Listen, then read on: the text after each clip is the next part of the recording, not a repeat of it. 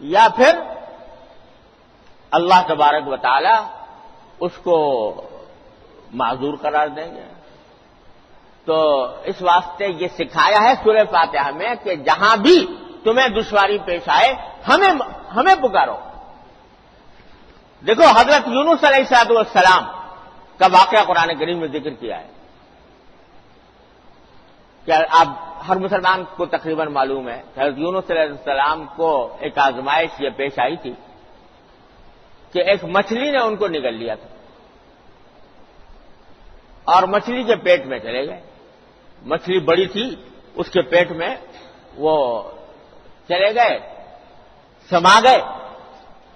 اب اندازہ کیجئے کہ ایک انسان ہے, جیتا جاگتا انسان, مچھلی کے پیٹ میں چلا گیا, اور مچھلی میں کے پیٹ میں اور جو کچھ پریشانی ہو وہ تو ہوگی ہی, لیکن اندھیرا ماحول, تاریکی, گھٹا ٹوپ اندھیرا. تو قرآن کریم فرماتا ہے فنادا فی الظلمات, ان اندھیریوں میں گر کر حضرت یونس علیہ السلام نے ہمیں پکارا. فنادا فی الظلمات, ان اندھیریوں میں گر کر ہمیں پکارا, اللہ الہ الا انت سبحانک انی کنت من الظالمین, کہ اللہ آپ کے سوا کوئی معبود نہیں ہے, آپ پاک ہیں ہر عیب سے, اور انی کنت من الظالمین, میں نے ہی اپنی جان پر ظلم کیا تھا جس کی سزا میں یہ بھگت رہا ہوں, میں نے ہی اپنی جان پر ظلم کیا تھا. تو زبان سے تو اپنی ظلم کا اور اپنی غلطی کا اعتراف فرمایا اور پکارا کہ آپ معبود ہیں, آپ کے سوا کوئی نہیں ہے, لہذا اگر مچھلی کے پیٹ میں گیا ہوں تو بھی آپ ہی کی مشیت سے گیا ہوں, اور اگر نکلوں گا تو آپ ہی کے حکم سے نکلوں گا. فنادا فی الظلمات اللہ الہ الا انت سبحانک انی کنت من الظالمین, وہاں جا کے پکارا.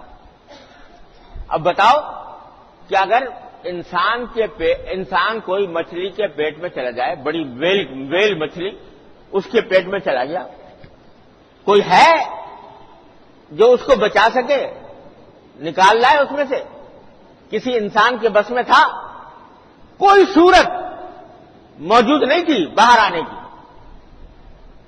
نہ کوئی اگر مدد کرنا بھی چاہتا کہ ان کو مدد کرے تو مدد کرنے کی قدرت نہیں تھی. حضرت یونس علیہ السلام نے پکارا اللہ تبارک و تعالیٰ کو, اور پکار کر کہا لا الہ الا انت سبحانک انی کنت من الظالمین.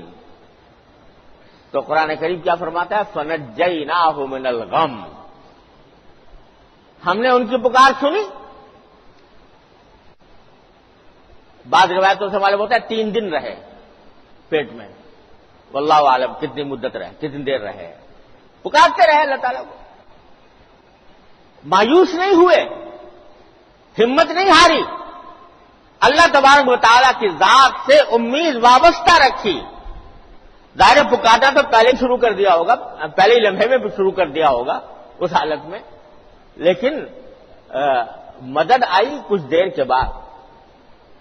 اور کچھ دیر کے بعد قرآن کریم کہتا ہے کہ ہم نے مچھلی کو حکم دیا کہ ان کو اگل دو لے جا کر ایک کنارے پر.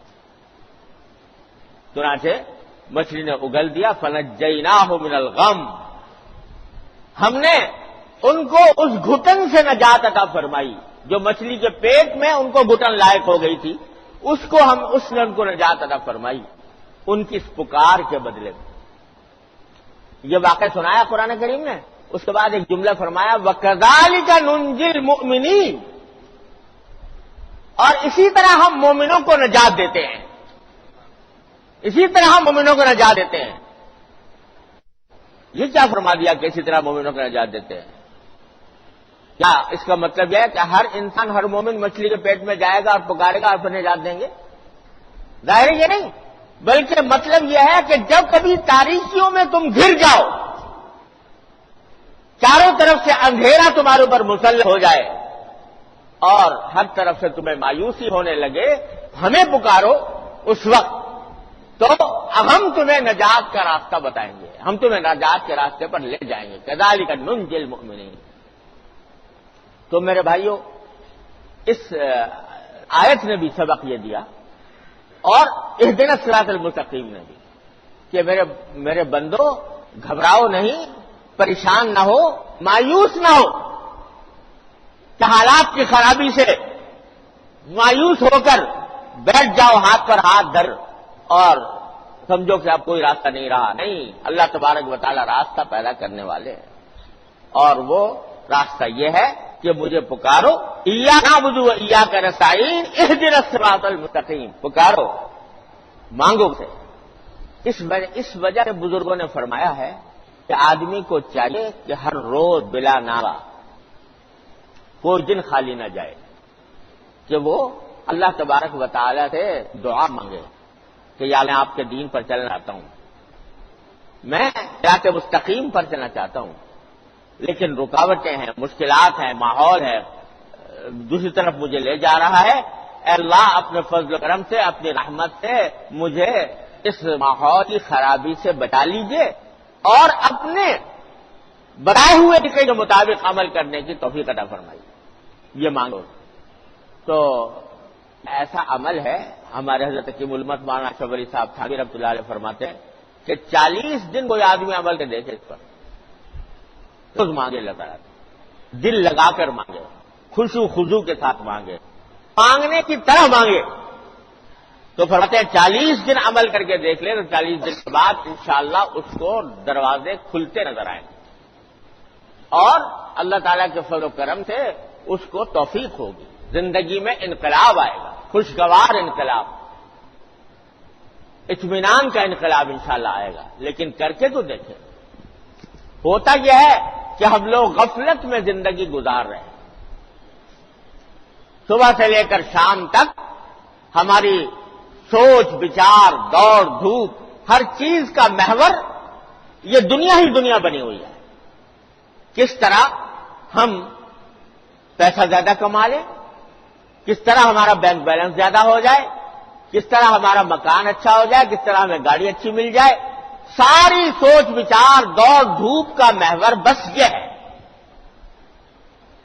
لیکن مرنے کے بعد کیا ہونے والا ہے، آخرت کی زندگی میں ہمارا کیا حشر ہونا ہے، اس کی فکر بہت کم ہے۔ اس کا نتیجہ یہ ہے کہ بس بہانے ڈھونڈتے ہیں ہم لوگ کہ بھئی ماحول خراب ہے لہذا ہاتھ پہ ہاتھ رکھ کے بیٹھ جاؤ، کچھ کرو نہیں، جیسے زمانہ بہہ رہا ہے اسی کے بہاؤ پر تم بھی بہو، لوگ جھوٹ بول رہے ہیں تم بھی بولو، لوگ فریب دے رہے ہیں تم بھی دو، لوگ رشوت کھا رہے ہیں تم بھی کھاؤ، اسی بہاؤ کے اوپر گزرتے ہوئے ساری زندگی گزر جاتی ہے۔